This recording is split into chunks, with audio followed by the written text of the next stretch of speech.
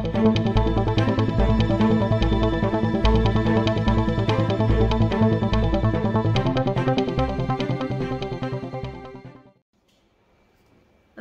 अलैकुम वरहमतुल्लाहि वबरकातुहू। अल्हम्दुलिल्लाह, अल्लाह के फ़ज़्ल व करम से कल बरोज़े जुमा और 23 रात के 10 बजे हमारा hira-ibg.in लिंक अल्हम्दुलिल्लाह शुरू हुआ। अल्लाह का बहुत बड़ा फ़ज़ल था और हमारे माशाअल्लाह मेंबर्स भी बहुत एक्टिव थे और काफ़ी मेंबर्स ने लॉगिन किया और काफ़ी मेंबर्स कंटिन्यू करने का अल्हम्दुलिल्लाह किए और काफ़ी मेंबर्स विड्रॉल के लिए भी अपील किए। वो अपडेट आया, मगर मेरा ये अपडेट देने का एक मकसद है कि आज बहुत जल्द कि मैं जब सुबह देखती हूँ ईमेल में और कंप्लेंट बॉक्स में वग़ैरह सब कुछ भी, तो काफ़ी लोगों ने ये ईमेल किया हुआ है, ये मैसेज दिए हैं कि आपा हम तो कंप्लेंट किए ही नहीं, मगर हमारा नाम कैसे जो है कंप्लेंट में बता रहा है, हमारा नाम कंप्लेंटर्स के अंदर कैसे आ गया, हम लॉगिन होते ही तो हमें ऐसा शो कर रहा है। उसके बाद मैंने कुछ लोगों का नाम लिया और एड्रेस लिया और मैंने चेक किया तो उनका नाम चार्जशीट में मौजूद था महाराष्ट्र की,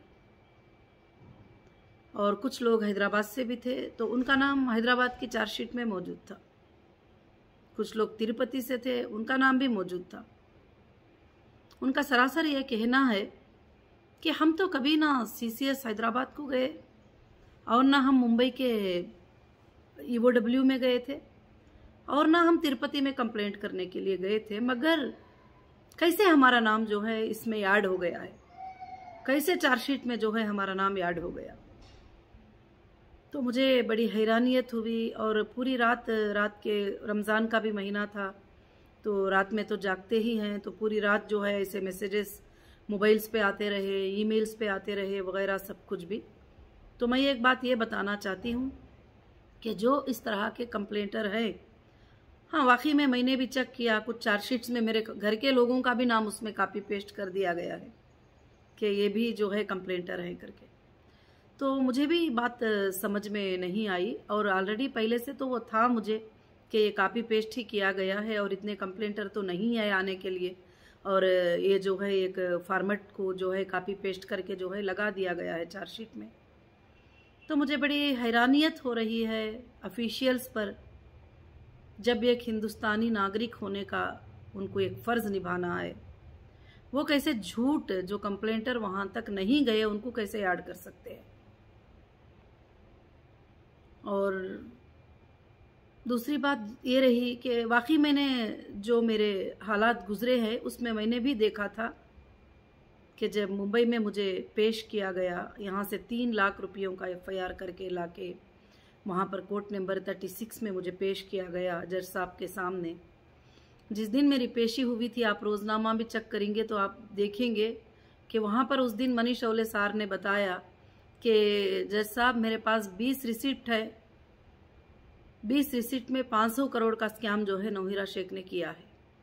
मैं भी उस दिन हैरान रही सुनकर कि 20 रिसिप्ट है और 500 करोड़, तो एक रिसिप्ट में तो 20 करोड़ होना ज़रूरी होता है।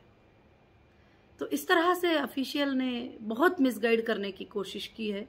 वो किस लिए की है वो मुझे आज तक भी पता नहीं है, उसमें उनका क्या फ़ायदा है मुझे ये भी आज तक पता नहीं है।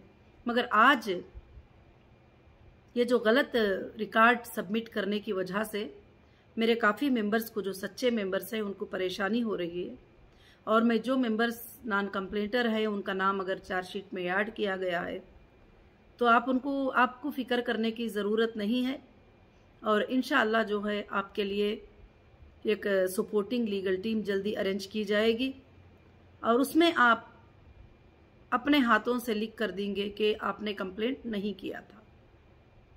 तो इंशाअल्लाह जो है फिर बाद में आपके IBG को जो है अनब्लॉक कर दिया जाएगा, अगर वाकई में आप नहीं किए हैं तो।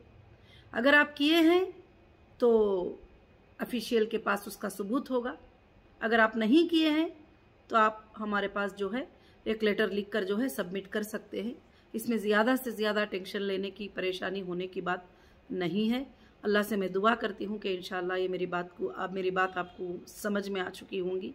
और ये जितना भी डेटा चार्जशीट में सबमिट किया गया है, ये ऑलमोस्ट जो है विड्रॉल जो हो गए उनका डेटा सबमिट किया गया है और ये बता रहे हैं कि हम इनको पेमेंट करना है। मगर इंशाल्लाह आइंदा चलकर हम प्रूफ सब, बैंक के स्टेटमेंट सब रखेंगे और इंशाल्लाह उस सबूत को जो है पेश करेंगे। मगर बस मुझे आज इतना ही आपको बताना था कि आप टेंशन लेने की ज़रूरत नहीं है। अस्सलाम वालेकुम। मज़ीद ख़बरों के लिए बने रहें हक़ की आवाज़ आपके साथ पर। लाइक, शेयर और सब्सक्राइब करें।